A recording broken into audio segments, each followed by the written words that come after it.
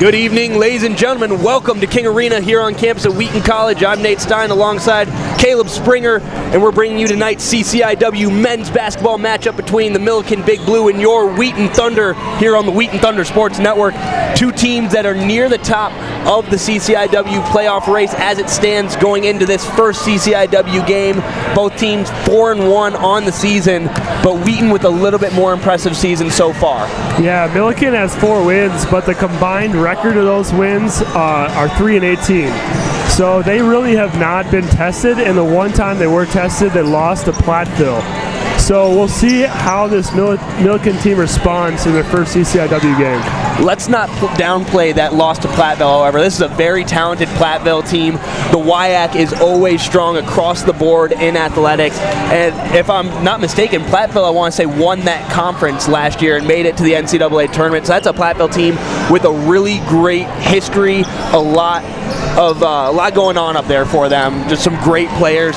But today, Caleb, what do the Thunder need to do to take home a win again here on King Arena floor? I have 3 words in all caps, and they're all the same word: rebound, rebound, rebound. They really have to rebound.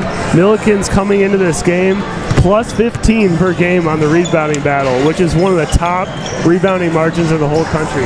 So they for sure need to rebound, and 2 of Milikin's best players, Elijah Henry, who's a 6'7" junior forward, is averaging 17.2 points and 8 rebounds, and another 6'6" forward, Devontae Harrell, is averaging 12 and 6.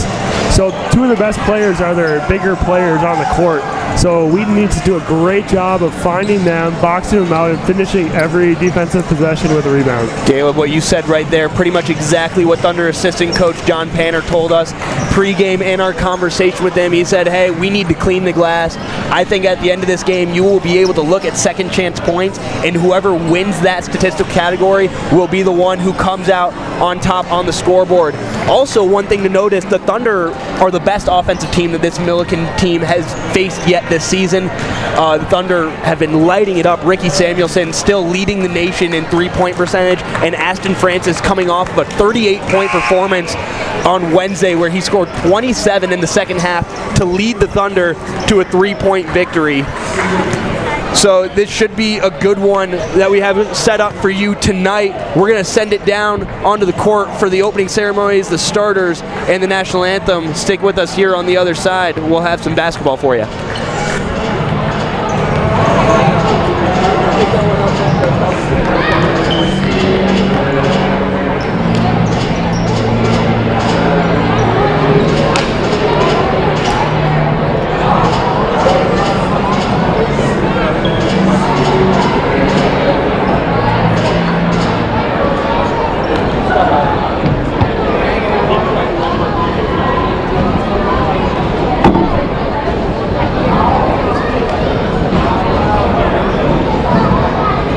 Ladies and gentlemen, welcome to Wheaton College basketball tournament. Wheaton College tournament against Milikin University Big Blue. And we're going to please rise for the playing the national anthem.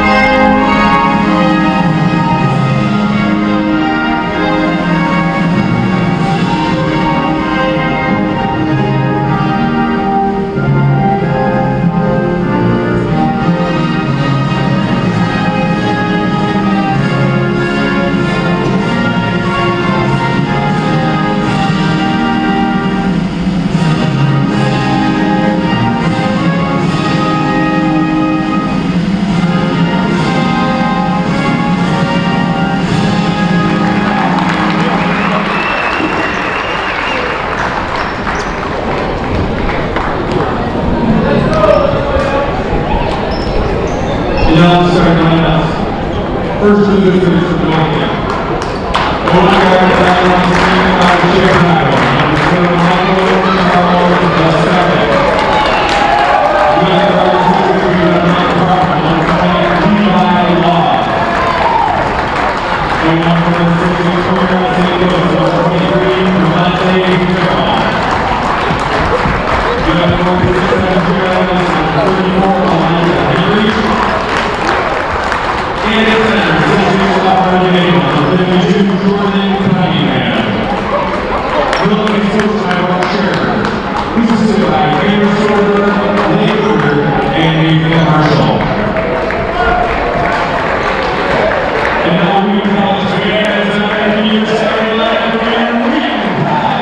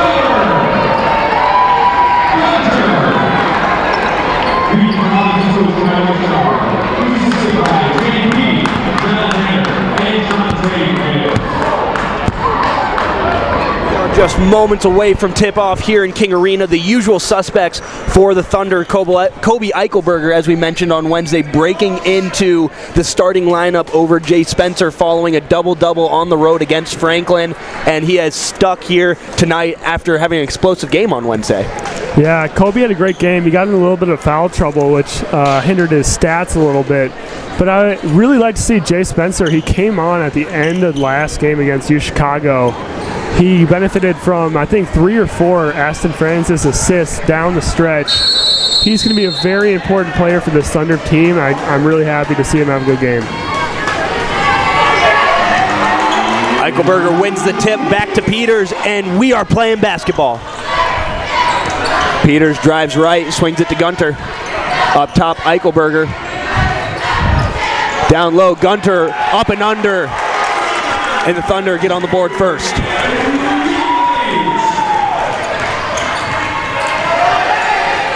Up top is Henry. Swings it around. Laws pump fakes a 3, drives into the lane, dishes. But Elijah Henry can't hang on to that one. It will be Thunder ball. Another key to this game for the Thunder is to turn Milikin over. In their loss against Platteville, the Big Blue had 21 turnovers, and Platteville had a lot of points off a turnover that game. This Milikin team is prone to turn the ball over. Let's see if the Thunder can make them do that. Francis working down low on Charles, kicks it out to Eichelberger for 3. Rebound, Devontae Harrell. Laws taking it up. Swings it to Cunningham. Harrell looking down low, but another turnover as Harrell overthrows Henry, and that's already 2 in as many possessions for the Big Blue. Yeah, if you just play really solid defense, stay in front of your guy, and just force them to make mistakes, that will happen tonight. Peters bringing it up. Pygon covering him. Peters driving in, has a pretty massive size advantage on Pygon. He goes up and under over the smaller defender. As you were saying, that's a matchup to watch. Peters is great in the post, and Pygon does not have the height to hang with him there. Nah, a 7-inch advantage for Luke Peters on the offensive end. Pygon just 5'9" on the roster. Peters up there at 6'4". Pygon pump fakes over Francis. Rebound Cunningham. And that's what Milikin does. They get old boards. They really need to do a good job of boxing out tonight. Charles swings it to Pygon. Around to Harrell. Henry swings it out. Charles a long 2 and another rebound by the big body Cunningham. Cunningham's going to draw the foul down low. Early on, two of the things that we mentioned in pregame, turnovers and offensive rebounds, have really played out. 2 offensive rebounds already for Cunningham and 2 turnovers for Milikin. That foul went against Eichelberger. It's his first, as Cunningham knocks down the first free throw.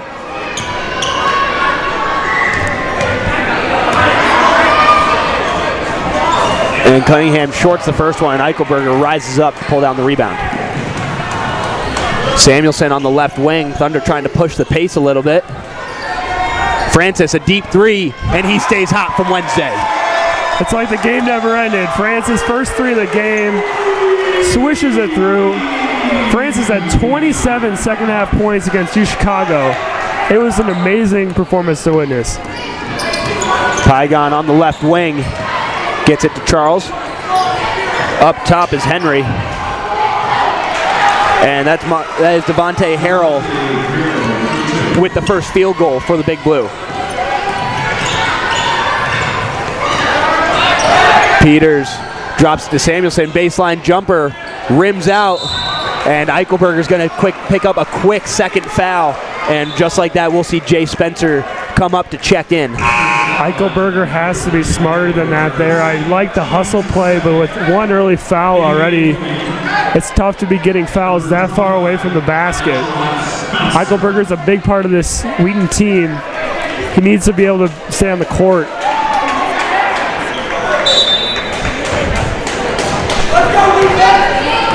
Pygon will take up the ball handling duties. Harrell swings it to Henry. Cunningham with it now. Skip pass has Charles. Samuelson gets a hand in his face, affects the shot. Rebound Spencer, and that's going to be a foul against Cunningham. One thing that I noticed early on is they have Luke Peters on Devontae Harrell. Luke Peters gives up a little height, but that's just a compliment to Luke Peters and just what he can bring to this team. He really always guards the other team's best player, no matter whether they're guard or forward. Yeah, we saw that dating back to the first weekend of the season when Peters, who rolls in another 2 at the rim. As I was saying, Peters was the one to draw the assignment on Cam Kuhn against Baldwin Wallace, who was an All-American last season. So obviously a lot of trust between Peters and Thunder head coach Mike Schauer as far as defensive assignments go. Yeah, another turnover there for Milikin. They already have 3. Just 3.5 minutes into this game.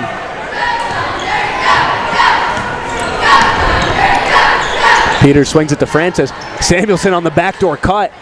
Up and under, and that one rattles around and in. Francis threw that like a quarterback. Beautiful feed to Samuelson on the back cut. Thunder out to a quick 11-3 lead here. 4 minutes gone in the first half. Cunningham working down low, and offensive foul against the big fella will be his second. Cunningham, a very big body, so as much as you might want to say that that was an embellishment, it's very possible that the 6'6", 295-pound Cunningham just bowled over. Yeah, it's difficult being that big in basketball because there's with all these, touchy fouls where if you physically move someone, the ref's going to call it. If you're skinnier, you can't really move people. If you're big, you can really move people. You're a lot more prone to foul. Francis, another deep 3. Rebound Spencer. Spencer trying to rise back up, draws another foul. He'll go to the line to shoot a pair. Good job by Spencer being active. 2 early rebounds into his time on the court. That'll be Levi Laws picking up his first foul of the evening. First one from Spencer. Nothing but the bottom of the twine. Zach Quam checking into the game. It'll be Ricky Samuelson getting a breather. And this could very well be a Zach Quam game with the size that the Big Blue are giving up at the guard position. Quam, who is a little bit undersized at 6 foot even, usually can't play against bigger guards. As Spencer rises up, just barely late for that one. It'll be a goaltend, so 13-5 is the score. But Quam actually might have a height advantage depending on who else is in the game. You have Michael Charles at 5'11", Tyler Pygon at 5'9", and Levi Laws at 6 foot. Laws being the largest point guard on the roster for the Big Blue. Quam tries to get it to Francis. Taken away by Charles. Charles can't convert. Francis pulls down the rebound. Look ahead to Gunter. He rises up off the glass. Rattles around. Rebound, Corbin Farmer. Pace has picked up. 3-point attempt from Beatty. Front rim, rebound Laws. Follow up, no good. Rebound was Henry, and then finally a foul called there. That'll go against Spencer and send Henry to the line to shoot a pair. Yeah, Milikin already with, I believe it's 4 or 5 offensive rebounds. That is the only way they've gotten offense thus far. Wheaton it's a team effort. You can't really point a finger at any guy. Certainly you always point the finger at the bigs, but it has to be the guards that come down and help out. Because these forwards for Milikin are big and they are athletic. It is very hard to single-handedly rebound against them. Henry goes 1 of 2 as Spencer Peterson pulls down the rebound.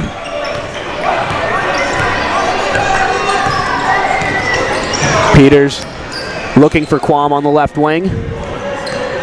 Francis. Peters working down low on Levi Laws. Swings it out.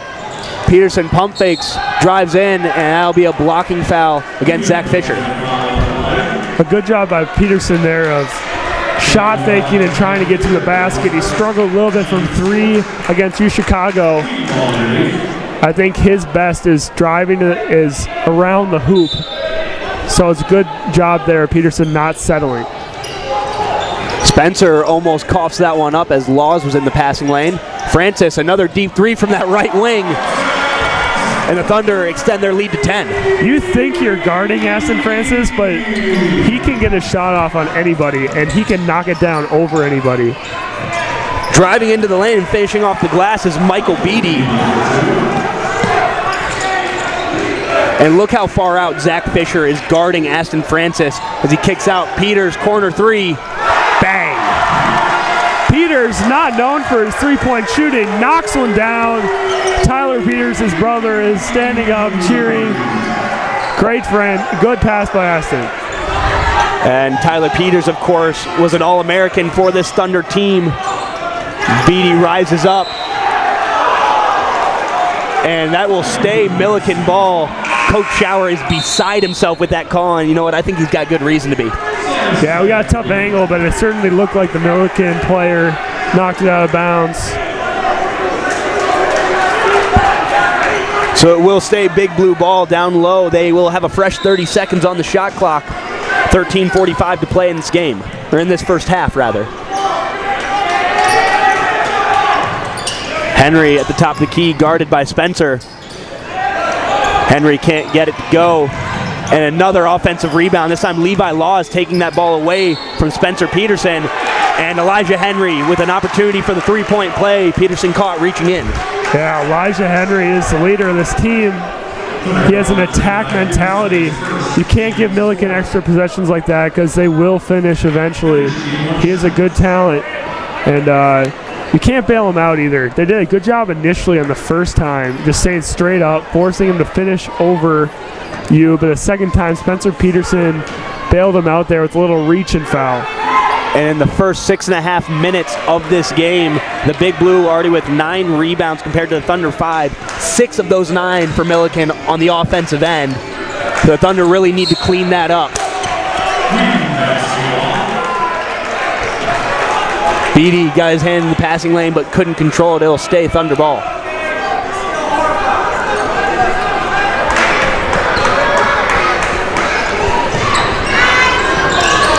Francis with it, guarded by Beatty.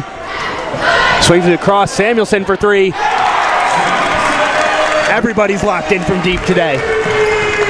When Wheaton can share the ball like this and work towards open shots, they can score against anybody.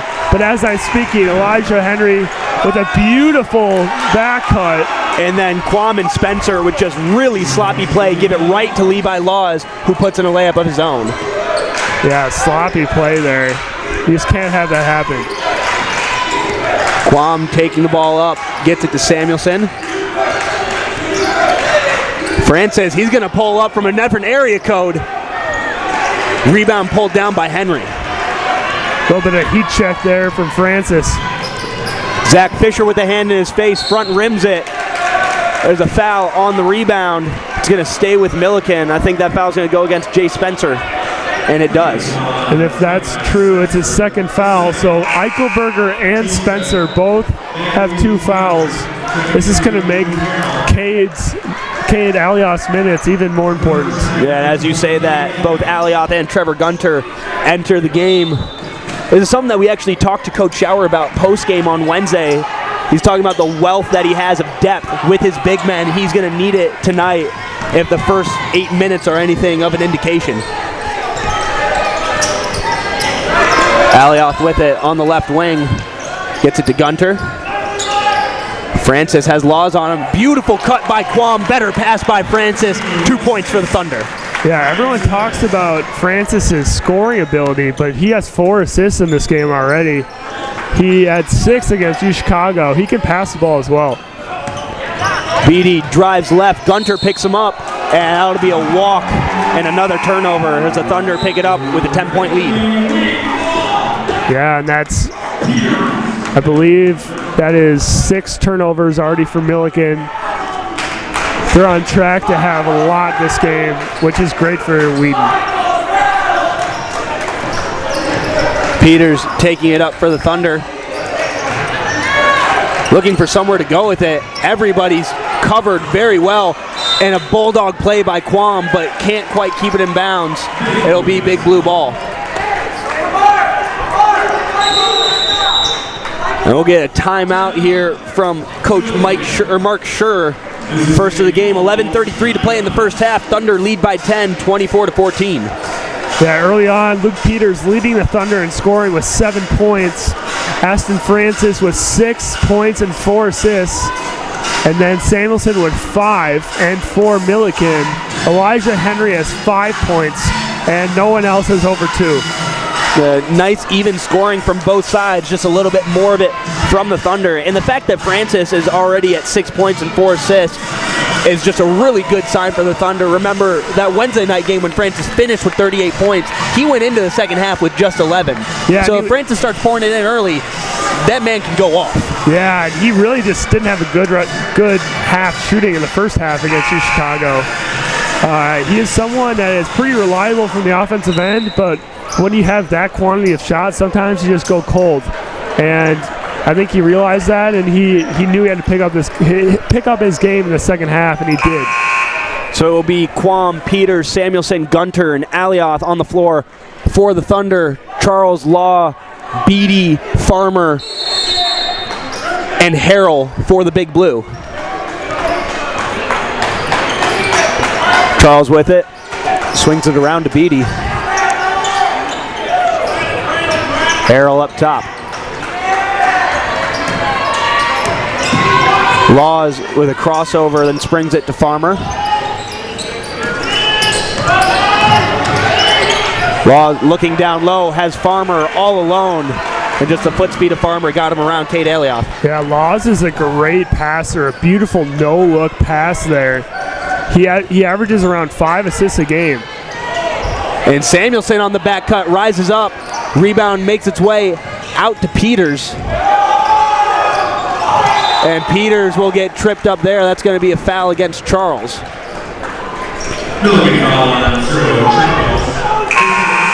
That's the first on Charles as Aston Francis comes in the game, as does Tyler Pygon. Yeah, when this Wheaton team is clicking, I mean, they have the offensive prowess to be a top 4 team in this league. There's no doubt about it. I mean, you look at the scoreboard, and that absolutely says it. The Milikin Big Blue have gotten 7 second chance opportunities off of offensive rebounds, and somehow the Thunder's still on top by 8. Henry drives into the lane, or Harrell drives into the lane for 2 to cut this one to 6. Peters dribble handoff to Samuelson. Beatty on him. Gunter looking down low, telegraphed that one. Somehow Francis was able to secure it away from Pygon and Farmer, and there's going to be a foul against Pygon. It'll stay Thunderball down low underneath their own hoop. 20 seconds to deal with on the shot clock. One thing to look for going forward is to see if we can get Samuelson going a little bit like he did the first couple games of the season. He's not someone who necessarily excels at getting his own shot like Aston Francis does. So therefore, I think we need to draw up some creative ways to get Ricky the ball in space, because he is a knockdown shooter. And when we have him going, it's just a whole nother elite scorer on the court that makes this Thunder team so tough. Yeah, and Samuelson has very clearly proved that he can pour it in, scoring 34 and 28 points in the Lee Fund Classic. I'm sure we've mentioned every single broadcast this season, and I'm sure we'll continue to mention it just because it was so spectacular. Another turnover for the Big Blue as Charles is called for the carry. Elijah Henry will check back in. Corbin Farmer will get a breather. Yeah, Wheaton led this game by 12, 22-10. So Milikin's done a good job of chipping away at this lead. Wheaton just leads by 6. And there'll be a whistle away from the ball. That's going to go against Beatty as Samuelson is sprawled out on the floor. And that's already 7 fouls in the half against the Big Blue, just over halfway. We could be in for a long one tonight if these fouls continue to pile up. Yeah, they fouled on the last 3 possessions or so, and it's really slowed down the pace of this game. Wheaton really benefits from a free-flowing game with all their shooters. They like the up-and-down pace. Early on, before this game, I really thought, and I still do, kind of a muck-it-up kind of game favors Milikin. Samuelson goes 2 of 2 from the charity stripe to extend the Thunder lead back to 8. Pygon with it. Swings it to Harrell. Charles up top. Henry pump fakes and drives. Swatted away by Gunter. Peterson had it in his hands but couldn't keep his toe off the line, so it will stay Big Blue ball. But just 14 seconds to work with on the shot clock. Yeah, Trevor Gunter with a nice help side block there. Wheaton actually has pretty good numbers in the block category, which has not been the case necessarily the last couple of years. They've done a good job of protecting the rim as well. Pygon will be the inbounder. And the referee having words with Peterson right now. Not quite sure what about.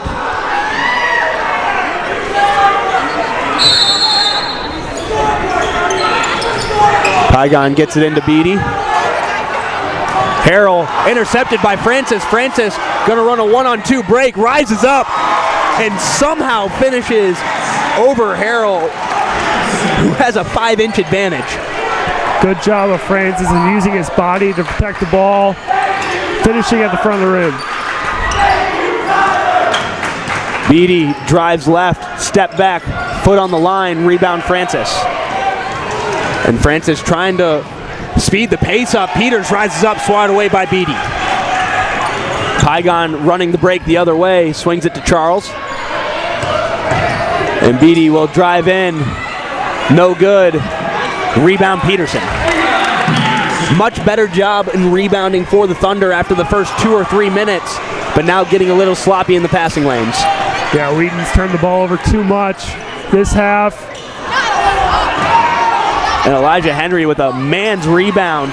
This time Pygon somehow gets it. Peterson, great job staying vertical. Thunder going the other way. It's Samuelson. This pace has gotten chaotic right now. I'm not sure either team wants this pace, but I think it favors the Thunder. And what a pass by Francis, but Gunter unable to finish, going to be whistled for a walk before getting the shot off. And like you said, a chaotic pace, and I think it was a good job by Peters, just taking a second or two. It doesn't have to be a complete reset, just pause, take a look around, and then get it going again. Yeah, And Milikin has really dominated the offensive glass. They have 9 boards, but Wheaton's done a good job of not allowing too many second chance points because they have not fouled. And there's going to be a foul on the offensive end. That's going to go against Michael Charles for a moving screen. That's Charles' second and the team 8th. So all defensive fouls against the Big Blue will be shooting fouls at this point. 2 more, and there will be 2 shots. Peters guarded by Laws. Francis guarded by Charles, gets around him, kicks it out. Peterson in the corner, drives baseline. Gunter all alone, soft touch off the glass. A great job by the Thunder of not settling. Peterson could have easily taken that corner 3. He was open, but he got a better shot, driving and dishing down to Gunter for the layup. Fisher with it, drives left. Peters staying with him through the screen. Better offense by Fisher. Yeah, Fisher looks like a good player. He can really stroke the ball. Yeah, nice high release there from the sophomore, and the hand of Peters right in his face didn't seem to affect him at all. Gunter working on Harrell, and Gunter rises up, gets the floater to go. Good job by Gunter. Harrell didn't seem too interested in guarding in the post there. Gunter took advantage. Francis guarding Laws, swung around to Charles.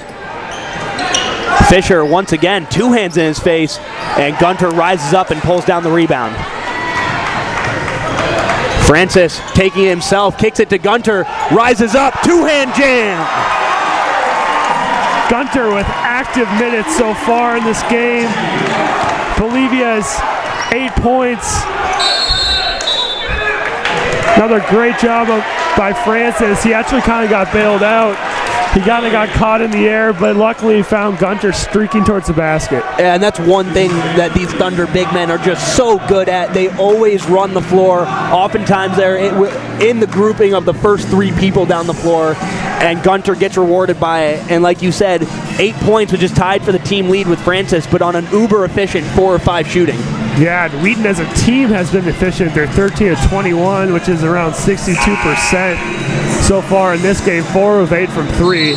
Comparatively, Milikin only is shooting 36% from the field. So Wheaton has done a good job on both ends of the court. The only thing really keeping Milikin relatively close is the old boards. They have 9 offensive rebounds. Yeah, and this defensive effort from the Thunder holding the Big Blue to 36% is what we have really come to expect of them this season. Opponents shooting only 43%. We've talked so much about the Thunder offense averaging 80 points per game, but really they've been getting it done on both ends. Henry with it. Gets it to Fisher. As you see, the big body Cunningham is back into the game with a couple fouls. Swings it around, Laws for 3. That one rattles around. Peters with the rebound. And Peters goes through a huge collision. No whistle on that, though. Peters just going to get called for the travel. It'll be Milikin ball. I like an aggressive-minded Luke Peters, but that was a little bit of like 1-on-3 action, maybe forcing the issue a little bit too much. But sometimes, if you want someone to be aggressive, you got to let them do something like that. The Thunder currently on top by 14, 34-20, their largest lead of the game. Henry swings it to Beatty. Back to Charles. Laws looking inside, and there's going to be a foul on the floor, waiting to get a number. And that's going to be Jay Spencer picking up his 3rd early on in this one. So Spencer Peterson immediately will check back in. Yeah, Jay Spencer was trusted to come on the court, not to foul, but he picks up his 3rd. Eichelberger still has not played since early on in this game. Laws tried to put an inbound lob in the hands of Henry, but that one slid through his fingers. The Thunder looking to stop. And there'll be another foul whistle. This time it will be a 1-and-1. Elijah Henry just 1 of 3 from the charity stripe tonight. Foul was whistled against Quam as Henry knocks down the first.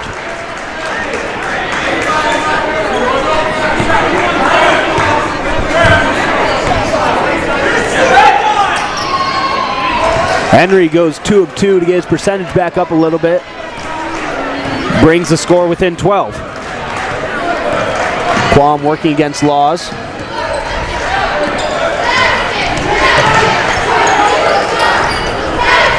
Finds Francis all alone in the corner, and that one rims out. Cunningham with the rebound. Henry lost his footing as Beatty drove by him, and Beatty with the offensive foul, lowering his shoulder into Quam, and another turnover. Yeah, Beatty being aggressive there, but he was a little bit out of control. Good job of Quam getting in his way and just taking it. I think that was a pretty good foul. I'm sorry, pretty good call. Yeah, he's kind of lowered his shoulder. That's one of those calls that can really go either way. It's very subjective based on whether the referee thought the defender was perfectly square, his feet were stopped moving, whether the contact was initiated by the attacker. So that's one of those ones that can really go either way, offensive or defensive, or no call, as Elijah Henry takes this one coast to coast and flushes it with the right hand. Yeah, Wheaton kind of uncharacteristically turning the ball over this game. Yeah, 7 turnovers already for the Thunder, but 9 for the Big Blue. There's still 4.5 to play in the first half. And you have to remember that the highest turnover margin, or the highest turnover number for the Big Blue this season, 21 against Platteville, their lone loss of the season. So those numbers bode well for the Thunder so far. Yeah, Wheaton is actually 10th in the nation with only averaging around 10 turnovers a game. So they've done an excellent job of taking care of the ball. But this game, a little bit uncharacteristically, they've turned the ball over. Milikin does play an aggressive style of defense, and they're very athletic, which can certainly cause turnovers. So the conference that the referees are having is about the shot clock, determining whether Fisher fully possessed the ball before it went out of bounds or whether he just tipped it around. The call on the floor right now is that Fisher fully possessed it, so it will be a fresh 30 seconds for the Thunder, although there's still a discussion going on, so that very well could change. Yeah, I'm not sure. I couldn't tell. This is another one of those very subjective things like we were talking about with the Beatty call. And it looks like we're going to get an answer. And now a discussion over at the scorer's table across the court from us.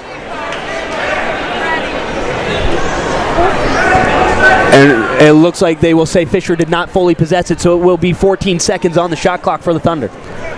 Yeah, and a lot of coaches divide halves into 4-minute segments, and this next 4-minute segment for the Thunder is really important. Let's see if they can go into halftime with a double-digit lead, or if Milikin will be able to cut into that. And as I'm speaking, Peterson with a beautiful little elbow jumper there to put the Thunder up 12. Yeah, Peterson showing that his range is a real thing, not just a myth. Didn't shoot so well on Wednesday as the Thunder get back up by 12. And an offensive foul against Cunningham, and that puts him into trouble early on as well. That's just another case where if he wasn't that much bigger, they would not have called an offensive foul there. Yeah, really. He moved Peterson, which is hard to do. Peterson's a very large man, and he moved him. And when you hit someone and move them that far, the ref just instinctually calls it on you. Yeah, like you said, Peterson, a very big boy, 6'5", 230, and he is absolutely dwarfed by Jordan Cunningham, who's 6'6", 295. And you have to see a lot of, this is going to be a pretty big stretch of a comparison, but you remember Shaq. He was so much bigger than everybody, he never got the benefit of the doubt. And it's the same thing with Cunningham. Yeah, even like LeBron James, he gets hacked sometimes. And now I know they kind of call everything for LeBron, but some of it's legitimate. He's just so big, he doesn't get moved like other people do. Francis got the rebound from the Henry three. Peterson, a corner three of his own. That one rattles out, rebound Henry. Fisher trying to go up top, and great reaction time from Samuelson. And Francis going to take this up. Transition three, smooth. There's not many guys where you're, as a coach, you're really happy about a transition three when there's like a two-on-one or three-on-one opportunity. But with Francis, that's certainly the case. Timeout from Mark Schur, his second of the half, as the Thunder open up a 17-point lead with about 3 minutes to play in the first half. This 17 points, the largest of the game. And the Thunder have not yet trailed. From the opening tip, they won it. Eichelberger got him on the board, and they haven't looked back since. And they're shooting 61.5% from the field. 16 of 26, ultra efficient for the Thunder. They've done a good job of sharing the ball as well. They have 11 assists on 16 buckets, which is a great stat, especially as a coach. Yeah, that's right around a 65% assist rate, which that's spectacular. If you can get that number above 50 as a coach, you're happy. When it's above 60, near 65 or 70, you're ecstatic. Yeah, just an unselfish effort from the Thunder team. It's just fun to watch. It's just more fun to watch. Unselfish, passing the ball around, getting the best shot kind of basketball. And I think it's just always the best basketball in terms of like your chance to win. When you're sharing the ball and you have so many people who can score, it's just so hard to guard. And a stat line to watch, Aston Francis already in the hunt for what's looking like should be a double-double. 13 points, 6 assists, 3 rebounds already in this first half. So we'll keep an eye on that the rest of the night. Those 13 points, by the way, on just 9 shots from Francis. Farmer with it up top. Gets it to Harrell. Beatty pump fakes a 3, steps up to the free throw line. Can't convert. Rebound Harrell, and he puts it up and in himself. He's just bigger and more athletic. Sometimes it just happens. You just try to limit those. That's 9 or 10 offensive rebounds for the Big Blue now, out of their 18 total. Francis splits the defenders. Peterson. Samuelson pulls up for a deep 3. Front rims it. Rebound rattling around. Peters ends up with it. Shot gets blocked. Francis going to take it. Oh my! Behind the back to Trevor Gunter, and he flushes it with 2 hands. Showtime! Francis and Gunter. What a pass, what a finish. And not only was that behind the back, that was left-handed behind the back. And that hit him in the chest. Harrell with it. Gets it to Farmer. Beatty. Peters guarding Harrell. And it'll be Henry, mid-range jumper. Rebound Laws. Big Blue reset up top with a fresh 30 seconds, minute and a half to play. Beatty pump fakes a 3. Swung around, Francis in the passing lane. Got a 1-on-2 behind the back, left hand, and he will draw the foul and shoot a pair. Francis is putting on a show. It's his second pick 6, as I like to call them. Turnovers, steals. Just what a game. 13 points, 7 assists, 2 steals, 4 rebounds so far from Francis. I know we talk about him a lot, but he certainly deserves it. There's a reason we talk about him a lot. That's like apologizing on NBA broadcasts for talking about LeBron or Giannis a lot. As we say it, the curse of the broadcasters, Francis's first attempt rims out. The second one on the way from Francis. And he will give the Thunder an 18-point lead.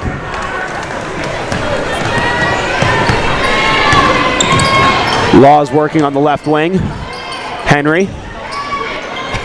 Harrell. Laws has a good look at a 3. And that one not close. The Thunder are content to let that bounce out of bounds and pick up a team rebound. Yeah, remember when I said about 4 minutes left, there's a 10-point lead. How important the next 4 minutes were. Thunder so far have dominated. They're up 18 now. A bucket here would be really big. That improvement, a part of a 19-2 run that let the Thunder open this up, as Harrell found himself in the passing lane but couldn't quite convert. Yeah, 19-2 runs are 18-2. Pardon me, my math was a little off. Regardless, that's a great run.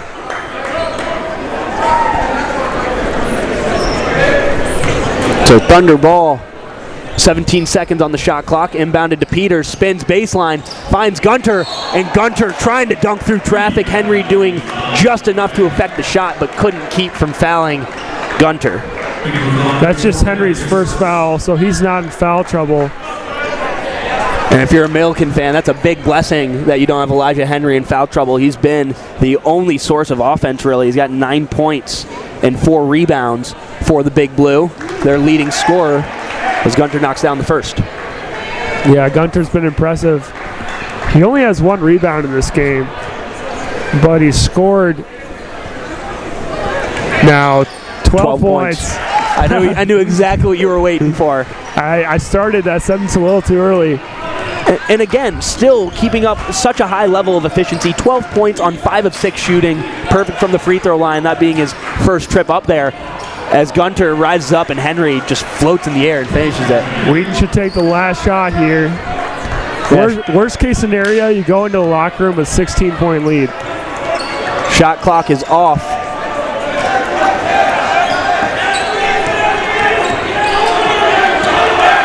Francis working in isolation against Charles. Step back jumper. No good. Rebound Farmer. Harrell's going to take it. Throws up a prayer at the buzzer. That one off the bottom of the backboard. So after 20 minutes, your score, the Wheaton Thunder 46, the Milikin Big Blue 28. The Thunder being led by 14 and 12 from Francis and Gunter. We'll be back with the second half of action after this short break. You're watching the Wheaton Thunder Sports Network.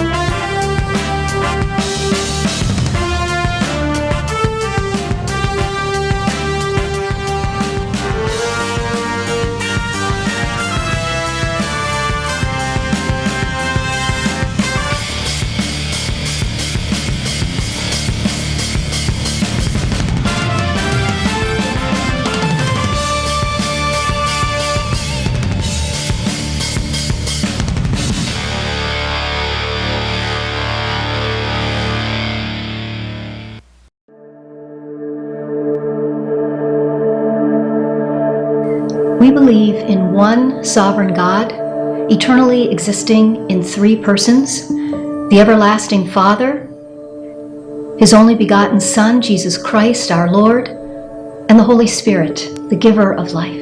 And we believe that God created the heavens and the earth out of nothing by His spoken word and for His own glory. We believe that God has revealed Himself and His truth in the created order, in the Scriptures, and supremely in Jesus Christ.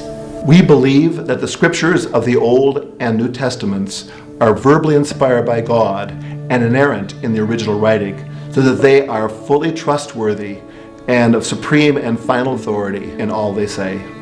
We believe that Jesus Christ was conceived by the Holy Spirit, born of the Virgin Mary, was true God and true man, existing in one person and without sin. We believe in the resurrection of the crucified body of our Lord, His ascension into heaven, and His present life there for us as Lord, High Priest, and Advocate. We believe that God directly created Adam and Eve, the historical parents of the entire human race. And they were created in His own image, distinct from all other living creatures, and in a state of original righteousness.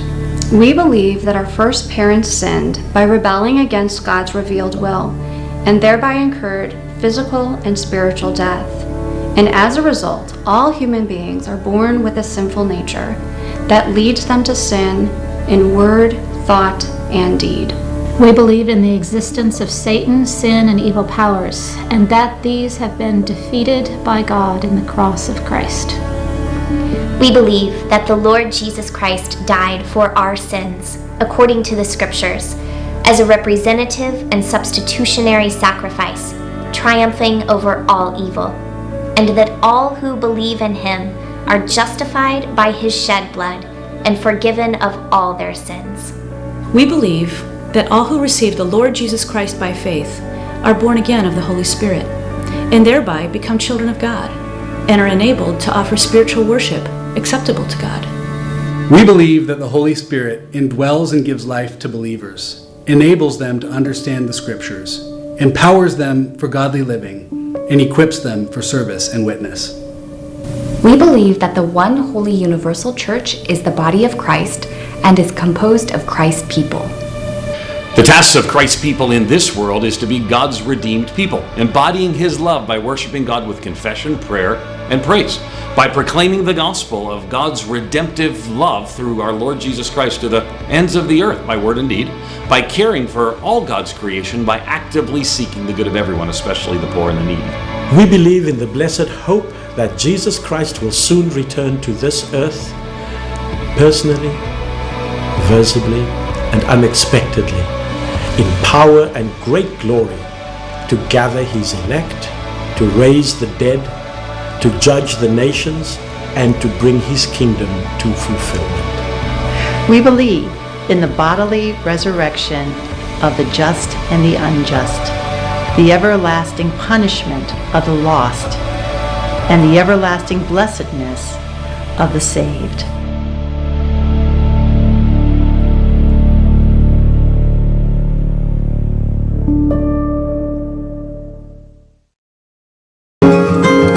And the sun was shining as well as it could on the shadowy river, a good part of the shine being caught in the trees.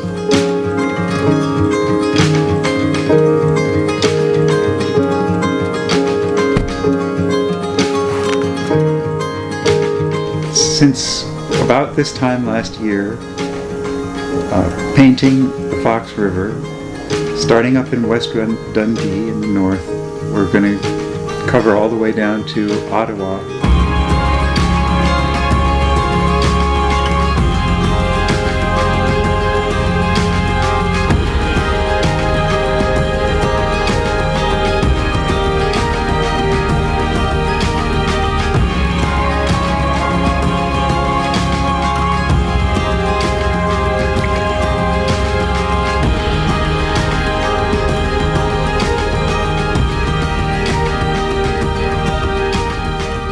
I hope that it happens at least with one painting I make out of these 60 that, you know, when you look at it, it just leads you. It's heuristic. You know, it wants you to go.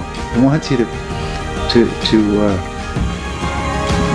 encounter. I mean, I sometimes think of it as kind of homesickness, you know, where you feel like your identity is out there somewhere else. You're here, but you have this pull, you know, to be somewhere, and it's an ache.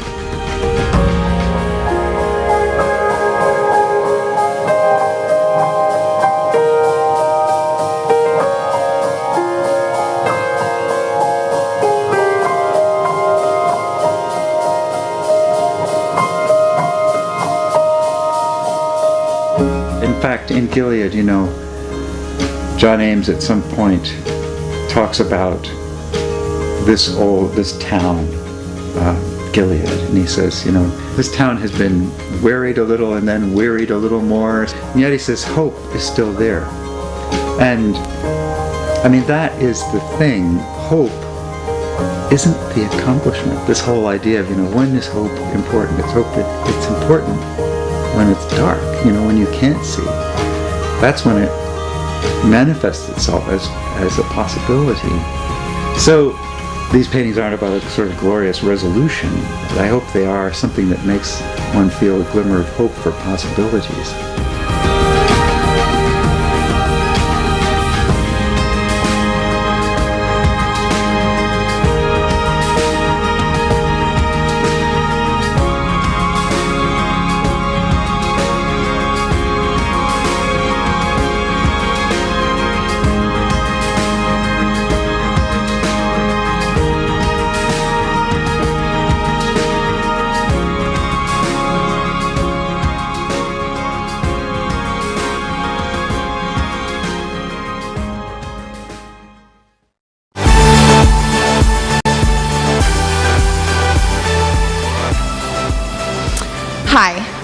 Abby Yoder.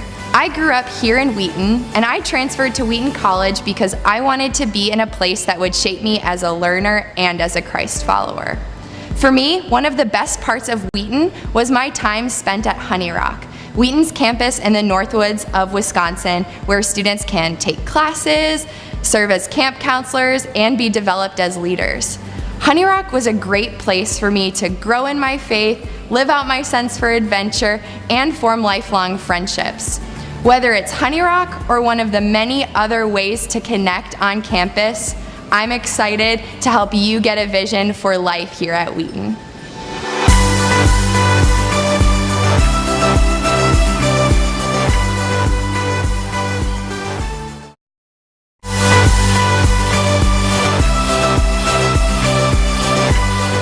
Hi, I'm Nate Brown. College will be one of the most transformational experiences in your life. My education in the context of a Christian community helps shape the way I live and engage the world around me. I love that Wheaton relates Christian liberal arts to the needs of contemporary society. The classes are designed to combine faith and learning, giving you a biblical perspective that's accessible and applicable. Wheaton students are challenged to answer questions like, what does it mean to live as a Christian doctor, engineer, or business professional? Being in an environment with other students and faculty who are passionate about their faith and serious about their education will help you to know who you are in Christ and prepare you to go wherever He leads you. I look forward to helping you find your way to Wheaton. Talk to you soon.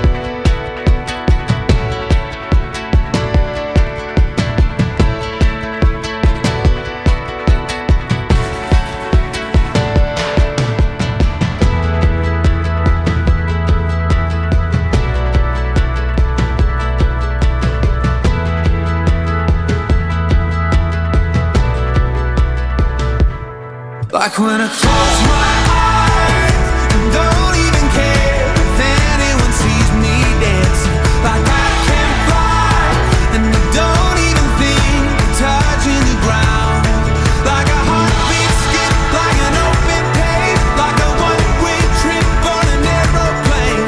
It's the way that I feel when I'm with you. Brand new.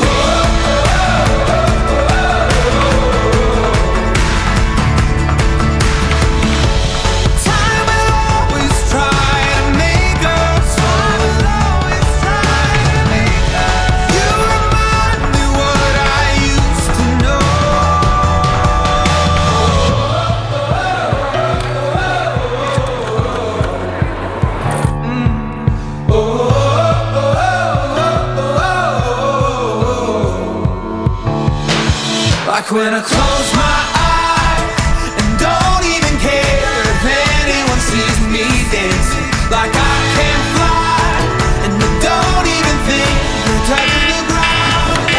Like a heartbeat skip, like an open page, like a one-way trip on an aeroplane. It's the way that I feel when I'm with you. Brand new.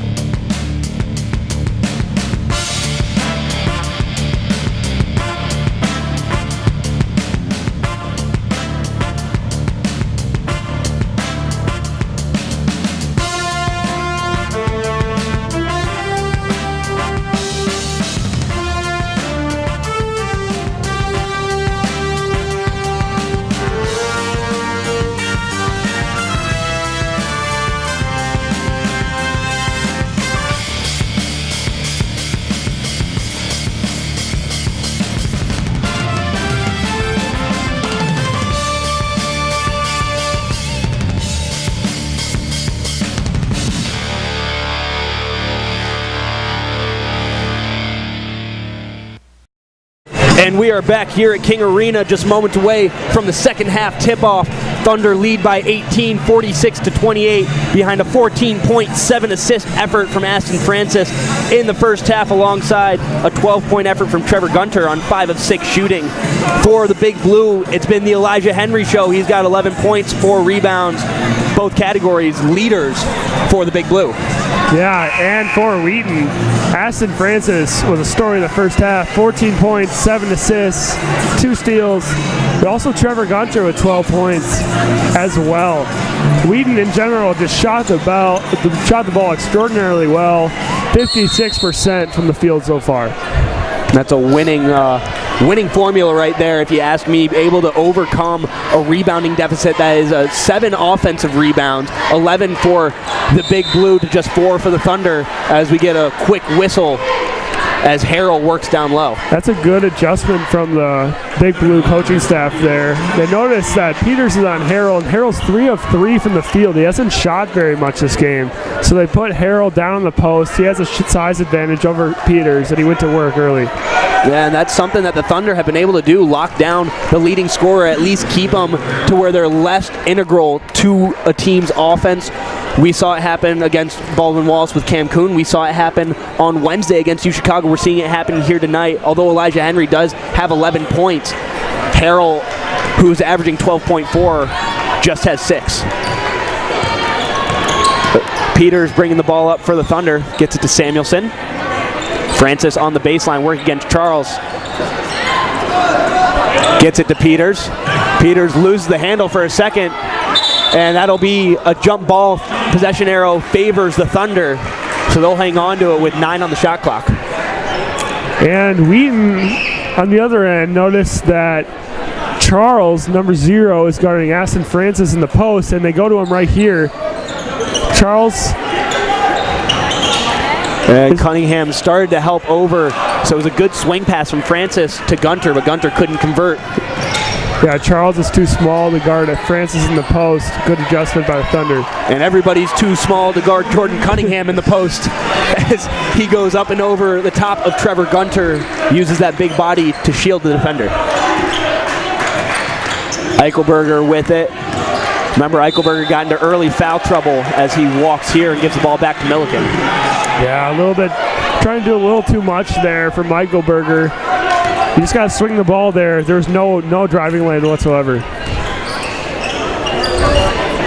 Henry with it up top, swings it to Charles. Laws, Harrell. High motion offense out of the gate for the Big Blue.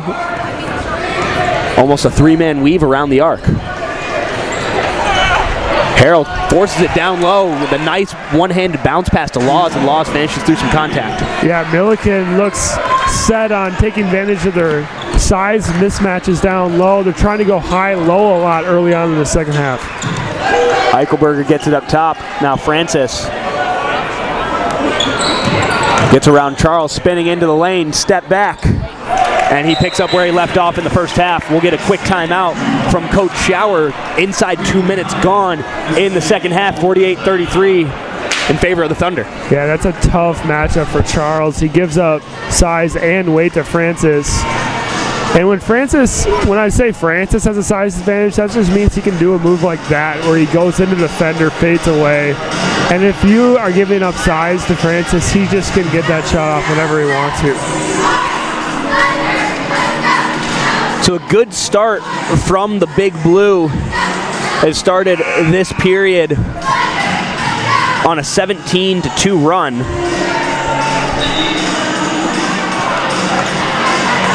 Or pardon me, 15-2 run. I was gonna say 17 didn't sound right. I started looking at the scoreboard. But still, 15-2, that's a really good start. Including a 7-point run that dated back to the first half.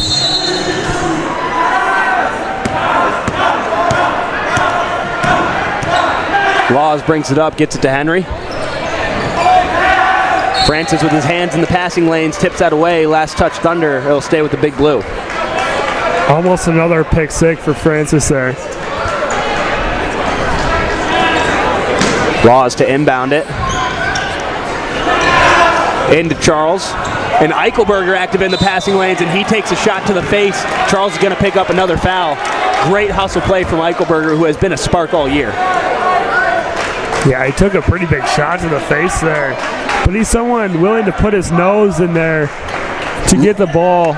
We saw that last game where I think his tooth or something hit a U Chicago player's head. Yeah, opened up a cut on top of the head.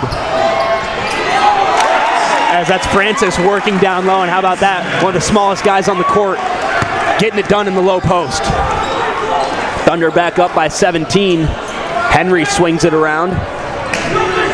Cunningham trying to work down low. Good job by Peters staying vertical, but Cunningham just too big. Yeah, sometimes they're just too big. Peters now working on Laws, goes in, tries to dish it to Gunter, intercepted by Laws. Up ahead to Harrell, and Harrell goes right into the body of Eichelberger, and that should get Eichelberger back to the bench. I think that's his third. Yeah, Eichelberger just plays so hard, but he's just struggled to stay on the court the last 2 games. Against Franklin 2 games ago, he had a double-double, but since then he's just been really in foul trouble throughout the whole game. And that one just really a tough break for Eichelberger. He was back on defense, and give credit to Devontae Harrell for forcing the issue. You'll see it here on the Realty Executives replay, jumping back into Eichelberger, realizing that he was trailing and he'd get 2 shots out of it. Second one from Harrell will rim around and out. Henry gets the rebound, and now he will go to the line to shoot 2. This one's going to go against Gunter.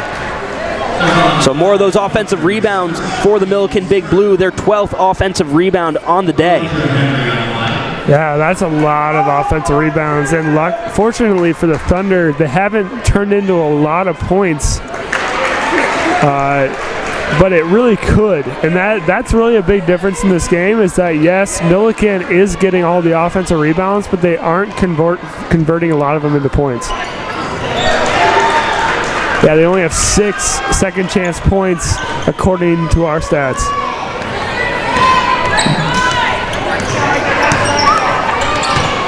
Gunter gets it on the left wing. If I'm Coach Schauer, I just got to go back to Francis. Not for that shot, though. He's done such a good job of taking advantage of his matchup with Charles. He can get that anytime he wants. Laws swings it to Harrell. Now Henry and Charles. Henry trying to work down low on Peters. Turnaround jumper. He back rims it, and Samuelson finally pulls it down. Peters looking for somewhere to go. Gets it to Gunter. And Gunter has Cunningham out on the edge. I'd like to see the Thunder spread the floor with Gunter like that, get Cunningham out of the paint, and then have Francis post up Charles. But no such luck, as a traveling violation will give the ball back to Milikin. Quam enters the game, as does Pygon. Yeah, Samuelson's really been quiet this game. He does have 7 points, but he hasn't been exploding offensively like he did in the first 3 games of the season. The Thunder cold shooting to start this second half. Shooting percentage down to just 40.5% after they finished the first half at 56%. Farmer with it up top, guarded by Peterson. Charles jump shot over Quam. Shorts it, rebound Farmer, and 1. And Peterson incredulous at that foul call, holding his arms up in the air after the whistle. Yeah, Farmer, the 6'7" sophomore out of Columbia, Illinois, averaging 6.3 points and 4.3 rebounds. He's someone, if he keeps putting on a little more weight, he can be a good player in this league. Farmer can't convert the 3-point play. Quam gets it up to Samuelson.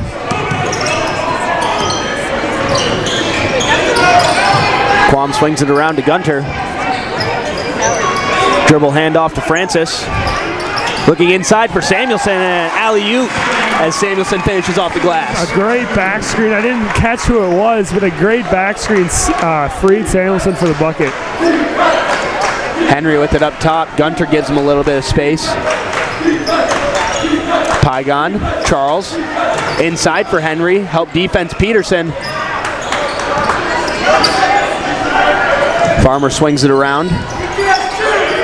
And Charles gets a look at a three. Great closeout by Quam, rebound Francis. Francis in transition going right at Pygon. He actually traveled there, he got away with one.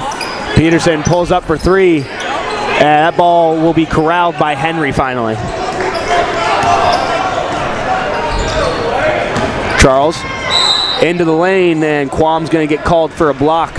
It'll be Milikin ball down low, and already 5 fouls against the Thunder in this second half.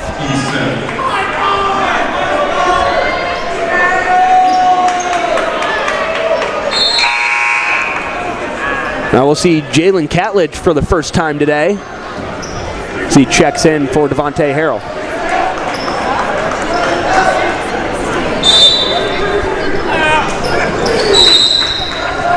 And it'll be a foul away from the ball before the inbounds.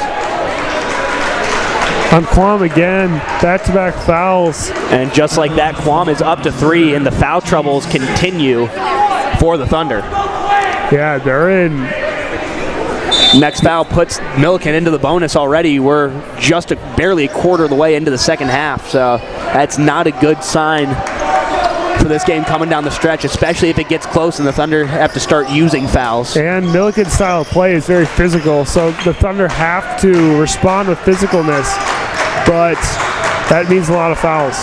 Henry spins into the lane, finishes over the top of Jay Spencer.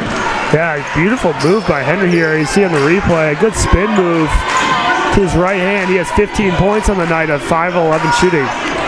Francis working in the lane, rises up, finds Samuelson, a beautiful back cut. And there's going to be a goaltend, I believe. No, a foul called. I thought that should have been a goaltend. You saw Henry come in late and slap the backboard while Samuelson's shot was on the rim.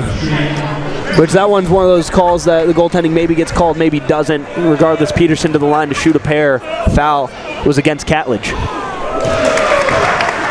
Yeah, good job Peterson being there. Able to clean up Samuelson's close miss. And Peterson goes 2 of 2 from the charity stripe. Henry gets it into Pygon. Quam picking up Pygon full court.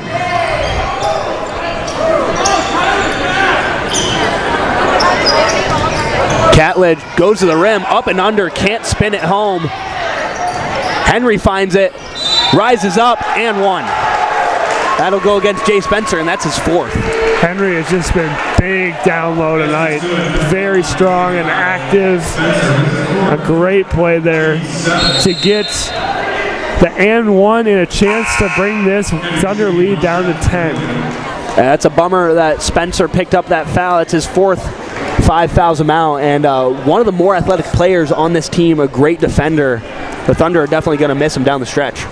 As someone who is also skinny, I know that it's hard to play defense without fouling. I was kind of a hack in high school sometimes. It's very hard to do because what you lack in strength, you have to make up for, and just kind of pushing people around. And if the refs see it, they call it foul. And speaking of calling fouls, if the refs see it, the ref finally locking in and seeing Corbin Farmer all up in the face of Gunter. Yes, he had his hands back, but way too much contact through the hips. Yeah, that was a good call. Peters with it up top. The Thunder lead that was once 18, now down to just 10 as Peters throws it out of bounds. A little miscommunication on the cut. And the Big Blue will have a chance to get this into single digits. Wheaton's done a good job of turning the Big Blue over. Milikin has 13 turnovers, but Wheaton has 12 turnovers. They only average around 10 a game. Beatty drives right, kicks it back to Henry. Step back from Beatty. Peters with the hand in his face, but better offense. Yeah, here we are. Milikin only down 8. A good run to start this half. Beautiful step back by BD. Peterson drives baseline, tries to swing it through. Beatty, right place, right time. And the big blue with numbers. Beatty pulls up, mid-range jumper, back rims it. Henry comes out of the pile with it. And now 3 seconds will be called against Henry. Never quite had possession of that ball and also never moved. Henry just wanted that ball more than anybody else on the court. Wheaton just struggling to contain him. He has 18 points and 9 rebounds. He is certainly someone that Wheaton has to do a better job on, or else Milikin might make their way all the way back. Peters brings the ball down the court. Eichelberger with it. Quam. Francis. 3. That one rims out. Rebound, Catledge. Ball right back to Quam. Gets it down to Gunter. He rises up, and he'll go to the line to shoot a pair. Foul's going to go against Farmer. Good heads-up play by Quam to corral that ball. Find a streaking Gunter, who gets fouled.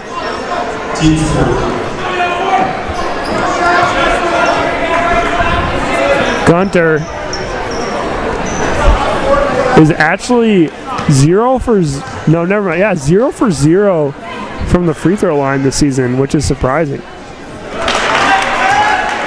That was his first free throw attempt of the season. See on the replay, clear foul. And Gunter starts the season on a high note from the charity stripe. That's surprising to me. I didn't notice that. A quick look around the country. One game to keep your eye on tonight if you're a D3 Hoops fan. University of Wisconsin Oshkosh, who's number 18 in the nation, facing off against number 2 Augustana from the CCIW. Thunder will see Augustana twice this season, home and away in their conference schedule. So we'll bring you some updates from that once we can get the live stats pulled up. That should be a thrilling game. Beatty and Henry are single-handedly bringing this team back into the game. Francis tried to go showtime again. Gunter couldn't finish. Farmer off the glass. And just like that, the big blue are within 6. Milliken's gotten their swagger back. Their bench with a lot of energy. Coach Schauer calls a timeout to try to change the momentum. Milikin firmly believes they can win this game now. Yeah, Milikin, all the momentum in the world, just like you said, and on a bit of a run now to help create that. Yeah, at one point, Wheaton had 30 percentage points better field goal percentage than Milikin. But right now, Wheaton shooting 52% from the field and Milikin shooting 45%. They have closed the gap with some great efficient offense. Milikin has yet to make a three-pointer tonight, too. So it's all in the paint. In fact, yeah, the majority of we don't keep points in the paint stats, but I can only imagine that upwards of 70-80% of their points are in the paint. And up in Wisconsin, a quick update from that ranked matchup. Oshkosh leads Augustana 47-38, and a home court advantage doing wonders for the Titans, trying to knock off the number 2 team in the nation. So it will be Thunder ball out of the timeout. Thunder clinging to a 6-point lead, looking to get their stride back after having such a solid first half. Quam with it. Francis now with Beatty on him. Francis jumps in the lane. Quam, corner 3. Front rims it, rebound, tipped up by Gunter, and it will stay with the Thunder. Last touch, Farmer. A good shot there by Quam. A great effort to get another chance for the Thunder. Gunter with it. Pass behind Peters. They cough it up. Harrell going the other way. Rises up through contact and one, and Quam is livid. Another sloppy play by the Thunder leads to a Harrell and one. And ladies and gentlemen, it is only a 4-point Wheaton lead. And Harrell with an opportunity to make it a 1-possession game. You know, I have to agree with Quam on this one. He was upset that the foul got called against him, especially because it's his fourth, but there's just not a whole lot there as Harrell finishes the three-point play.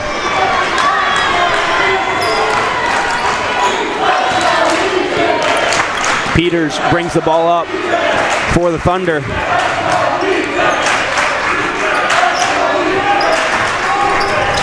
Eichelberger with it.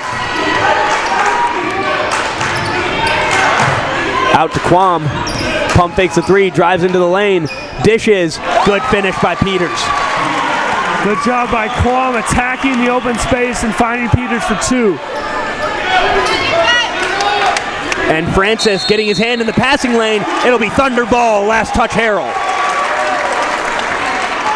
We'll get another look at that drive and dish from Quam. Looks like he's going up and under, but instead finds Luke Peters all alone. Francis has been really opportunistic in the passing lane so far today. He's gotten his hand on 2 or 3, and he's gotten 2 or 3 steals. Kobe Eichelberger and one through some contact, and something clicked with the Thunder the past few possessions. This leads back up to 7. Eichelberger's got a chance to make it 8. Yeah, they took a punch, but they're now punching back. This is a Thunder team that won't back down. Eichelberger converts, and that just goes to show how big of an impact he can have and how important it is that he stay on the court and figure out his foul woes. Harrell with it. Gets it into Pygon. Pygon dribbling in the paint, dishes it out to Farmer. Henry working down low, gets around Francis, up and in. Timeout taken by Mark Schur with 9:41 to play in regulation. Thunder lead by 6, 61-55 here in King Arena. Yeah, Trevor Gunter there, he either needs to, as we still watch the replay, Eichelberger, a great finish with contact. Gunter needs to either be fronting or not fronting. And I know like coaches want him to front, but it's in that in-between zone where they can get the pass in and you're not in a good position to play defense where you get in trouble. And he got caught there. And so Henry had a free shot at the basket with Francis on him, who could not do much. And give credit to Aston Francis on that play, coming over from the weak side, not only doing a little bit to contest the shot, but avoiding the foul at the same time, not giving Henry a chance at a three-point play. Peters brings it up, guarded by Laws. Gunter, Eichelberger, pump fakes, spinning through the lane, rises up, and it will draw the foul on Henry. He'll go to the line to shoot a pair. Yeah, but Coach Schauer has turned to Eichelberger in the last couple possessions. And why not? I mean, he's going right into the body of Elijah Henry, taking the Big Blue leading scorer and leading contributor in this game out of every single play and pretty much forcing him to rack up fouls. Henry's got 3 now, and he'll go take a seat on the bench. Yeah, that was a big play. Not only because Eichelberger got to go to the line, but because it put Elijah Henry on the bench. Henry just 1 rebound away from an impressive double-double, 20 points, 9 rebounds as Eichelberger stays perfect from the line.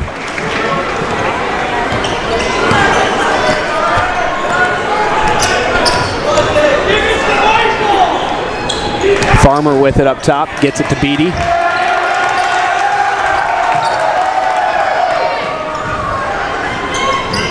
Swings it across to Laws. Good closeout by Francis. Laws got caught in the air. And that will be Thunder ball. Initially, the ref looked like he was going to point to Milikin, but pretty clear that Cunningham couldn't handle that pass. Yeah, Laws got caught in the air there with nowhere to go. It's always a coach's pet peeve to jump to pass, because if your initial pass isn't there, you're stuck. Peters guarded all the way out at the center court logo by Pygon.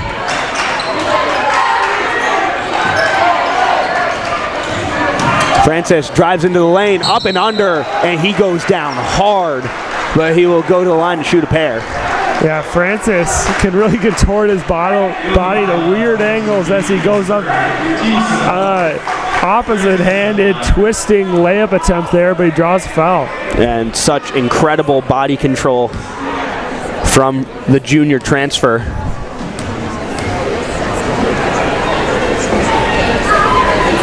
As Francis knocks down his first, Thunder back up by 9. See on the replay here, just sideways, spinning, head the wrong way. I think every position was, every body part was the wrong way. And Francis goes 2 of 2.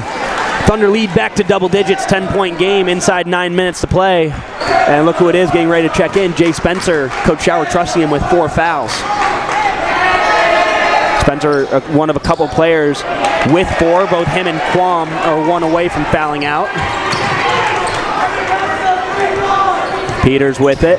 Pygon will pick him up just outside of the arc. And Eichelberger is going to get whistled for a travel as he tried his patented jab left, go right.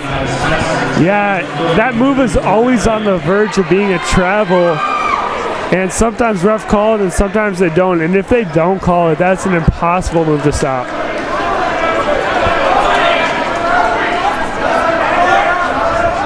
Big blue ball, they'll have it in front of the Thunder bench. Elijah Henry is back in the game. He inbounds it to Pygon.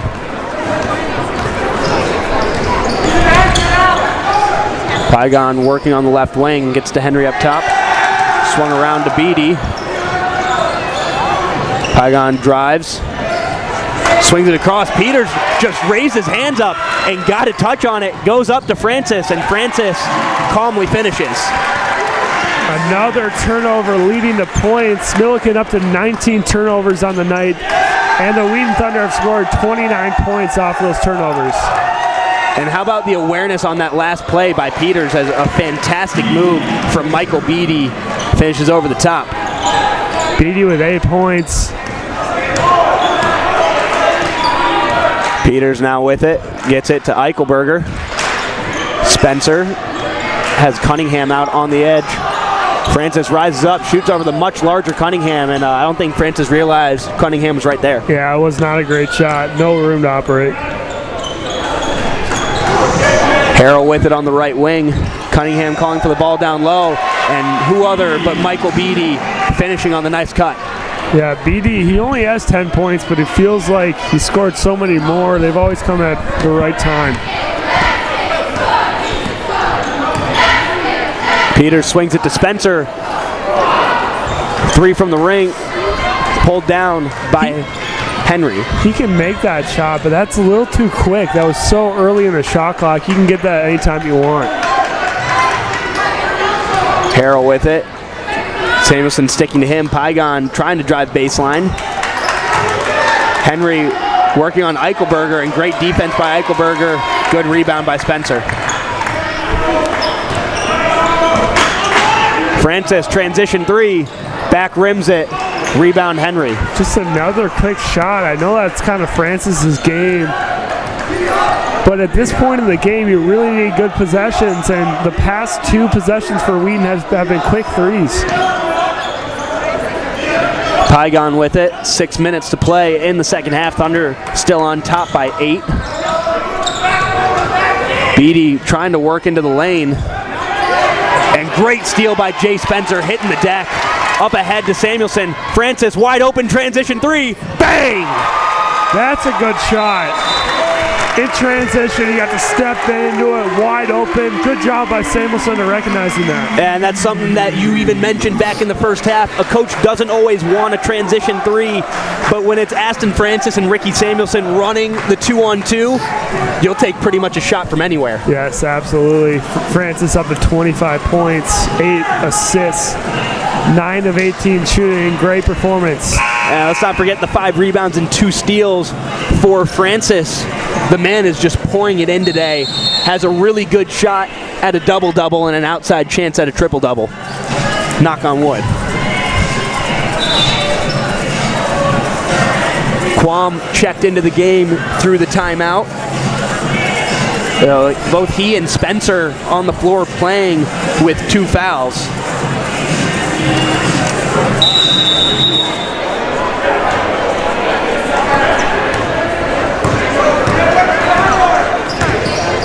Laws gets it to Henry. Cartledge swings it around. Charles.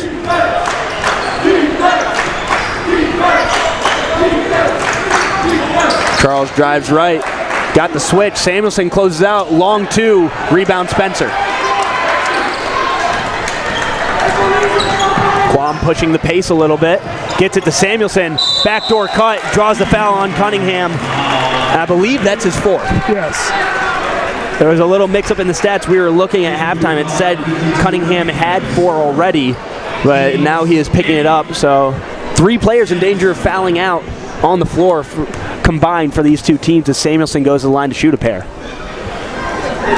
Samuelson in double digits now with 10 points. He has shot the ball extremely well from the free throw line this season.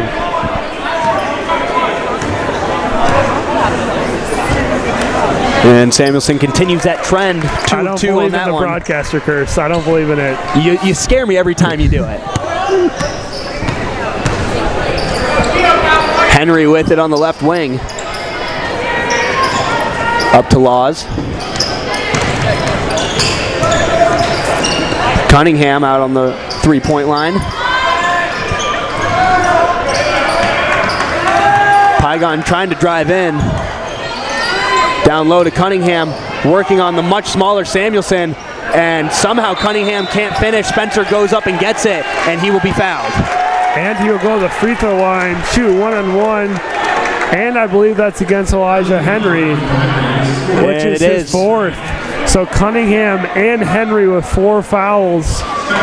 And great job by Spencer that entire possession, playing defense without fouling, understanding that he needs to be aggressive, but he does have 4 fouls, and at the same time rising up, not going over anybody, but just going straight up, securing that ball, bringing it down.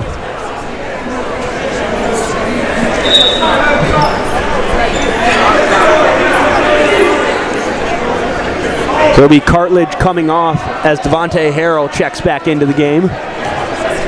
But Coach Schur trusting in both Henry and Cunningham, leaving them out there with 4 fouls apiece in the same way that Coach Schauer is doing with Jay Spencer and Zach Quam.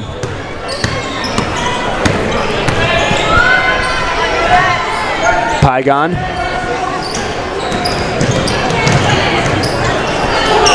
Gets it to Henry. Francis trying to sneak up. Henry back rims the mid-range jumper. Quam could have gotten whistled there. Good job by him backing off. Harrell, Henry, Cunningham.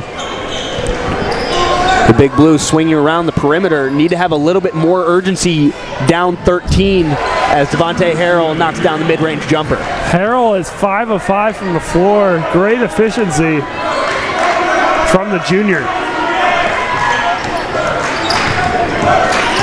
Quam driving on Pygon, finds Francis up and under. He's got 27. Quam with a couple of nice feeds this half. He has 2 assists, both leading to Thunder layups.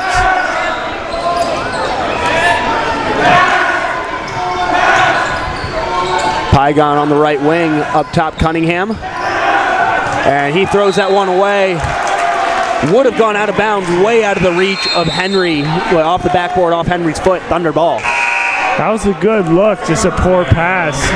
Henry had Gunter in a position, in a good spot, but Cunningham just throws it off the backboard. 3.5 to play. Thunder up by 13, looking like they're in pretty good command of this. The Big Blue, in fact, have seemed to stop playing with much urgency at all. Samuelson on the left wing, into Francis. Step back, tries to laser it down low for Gunter. Good awareness by Pygon. Beatty transition 3, front rims it, rebound Quam. Quam goes down awkwardly, and he immediately calls a timeout. Luckily, he gets up and doesn't seem to be limping even at all. Always dangerous when you get rolled up on like that. All right, 3 minutes left. Wheaton with a 13-point lead here. You just need to have great, high-quality possessions and solid defense, and you will win this game.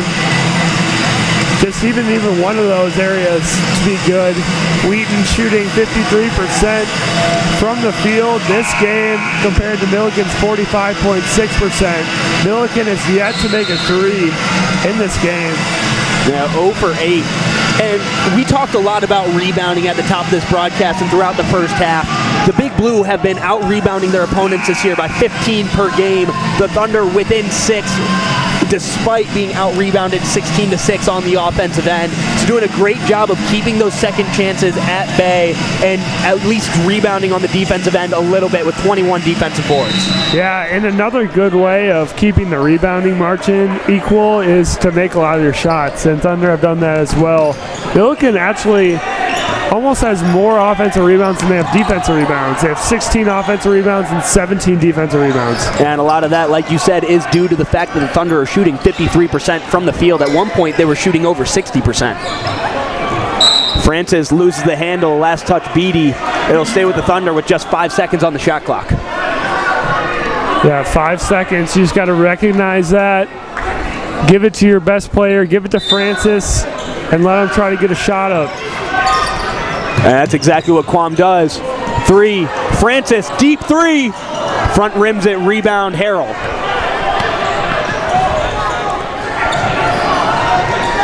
And there was a small child on the floor for a second in transition. That could have gotten bad, but thankfully he was able to make it off and find his mother before that happened.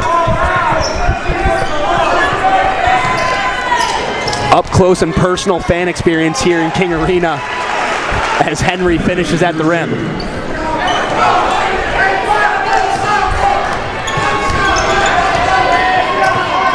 Samuelson takes the ball up for the Thunder. And there will be an offensive foul away from the ball. That looks like it'll go against Francis. Only his first foul of the game. So that's not an issue, but the turnover's an issue. Luke Peters back into the game as Quam will get a breather. And that's a really good stretch by Quam. He was out there for 4 or 5 minutes playing with 4 fouls. So that's pretty impressive that he was able to play his game without giving any of that up.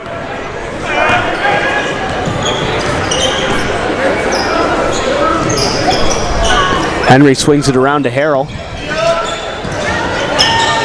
Beatty, head fake, baseline jumper, rims out, rebound Spencer. And Jay Spencer now with 7 rebounds as Francis swings it out. Yeah, good job by Francis to pull it out, recognizing that they can really burn some clock here. And now the Big Blue will start fouling as Pygon gets whistled for that one. It'll send Luke Peters to the line to shoot a pair. The 10th team foul of the half against the Big Blue. And according to Wheaton season stats, Luke Peters also has yet... Oh, never mind. He shot 4 of 13 so far from the season. 4 of 14 now. So it's been an area of struggle for him. Early on this season, it has been an area of struggle for the entire team of the Thunder, but tonight much better, 18 of 21 with Peters' second pending. Free throws are so important, especially in crucial conference games down the stretch. And that one rims out, rebound, pulled down by Henry. That's his 12th. And he's got a real nice looking double-double with 22 and 12. Laws pulls up a deep 3. And that will drag the Big Blue within 8. Yeah, this game is not over yet, folks. Wheaton really needs to finish strong here. A little Milikin run has got them right on the edge of striking distance. Taking a look back up to Oshkosh. Augustana has cut the UW-Oshkosh lead to just 4, 61-57, with about 7 minutes to play in regulation. I would highly encourage you to tune into that game once we are finished here. It could be a very big moment across the D3 Hoops landscape early on in this season. It's not often that you get a top 20 matchup like that this early in the season.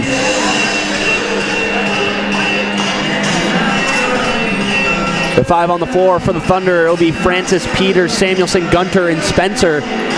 How about the vote of confidence from Coach Schauer, leaving Jay Spencer in for the conclusion of this game, playing with 4 fouls almost the entire second half. Yeah, it is a good vote of confidence. Right here, Wheaton just needs to do a good job of handling this pressure and getting the ball to your best free throw shooters, getting it into Francis and Samuelson's hands. Francis dribbling around, gets it across midcourt to Gunter, right back to Francis. Thunder expecting a foul here, and now Francis will call a timeout as he gets trapped into the corner. And Coach Schauer nodding his approval of that one. We're at exactly a minute to play here from King Arena. The Thunder trying to put things together and start off the conference schedule on a high note. Yeah, once again, Wheaton is in a tough spot. It's really tough in the corner to throw the ball in because you got out of bounds on both sides. This is going to be important for Coach Schauer to draw up a play to get the ball in. It's way more important to get the ball in than to get it to the right person at this point. Obviously, you want both, but you cannot turn the ball over and allow Milikin to run down the court down 8. The good news is that Milikin, more likely than not, will start fouling here pretty soon. You have to imagine they're going to foul right away. It's an 8-point game, 18 seconds on the shot clock. The Thunder can get it down to a 40-second game if Milikin chooses not to foul. Wow, the rest and a very generous spot. We were just talking about how difficult it would be inbounding from the low corner, but instead it'll be Peters right next to us here, ready to inbound. He's got plenty of space on both sides of him. Peters gets it into Francis with no problem. Law's right up on Francis. That was too easy. And as we expected, Francis going to dribble around a little bit, and now we'll get a foul called against Laws, and that'll send Francis to the line to shoot a pair. Francis, 75% from the charity stripe so far this season. Yeah, a little bit over that. Actually, no, exactly that. He's 75% today as well. I stand corrected. As he knocks down the first. Now he's like 75.5%. I was just a little early.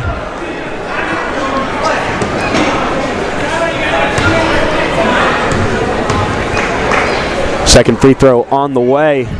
And Aston Francis puts the Thunder back on top by 10. Laws pushing the pace immediately. The Big Blue are going to have to score in a hurry.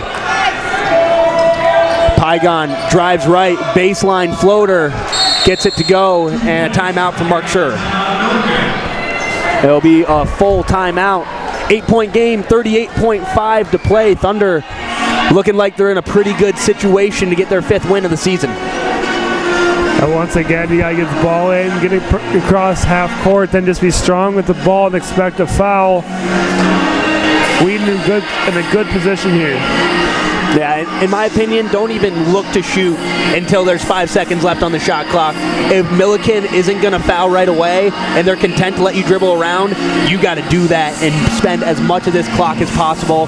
Don't mess around late in games, especially not in the conference season, in a conference like the CCIW where every single win matters. Another quick update from Oshkosh. Augustana has taken the lead 63-61 with 5:13 to play.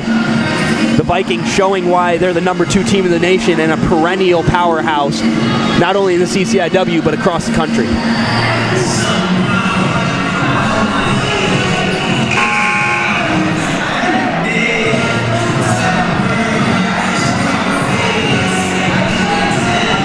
It will be Thunder ball down low. The Big Blue setting up in a soft full court press. So they'll let him get it in. Samuelson gives it to Francis. Need to get it across half court. But a foul first by Pygon. Francis go to the line to shoot 2 more. 7 seconds off the clock on that one. Good job by the Thunder, not panicking and trying to throw it way ahead, but taking their time regardless of what I said on air. Yeah, Francis gets 2 shots, double bonus for the Thunder. He's at 29 points. This would get him to 30. And for the second straight game, Aston Francis scoring 30 points.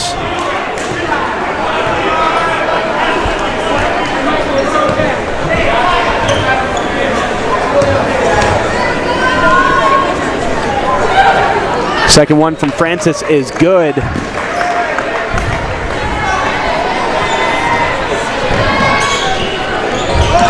Beatty pulls up an off-balance 3, front rims it. Rebound Spencer, lost the ball initially. Last touch Milikin, it'll be Thunder ball. And another really good rebounding effort from Jay Spencer without fouling. He has been so impressive late in the second half. Yeah, 7 rebounds for Spencer. And not that many minutes because of foul trouble. And it looks like Milikin is done fouling with a double-digit lead. And with 10 seconds left, Francis will most likely just dribble this one out. 3, 2, 1. Your final from King Arena, the Wheaton Thunder 78, the Milikin Big Blue 68. The Thunder start their conference schedule on a high note, knocking off Milikin to be 1-0, and for the time being, that puts them in first place in the CCIW. Let's just enjoy that for a moment. Yeah, a good opening CCIW win for the Thunder against a 4 and now 2 Milikin team.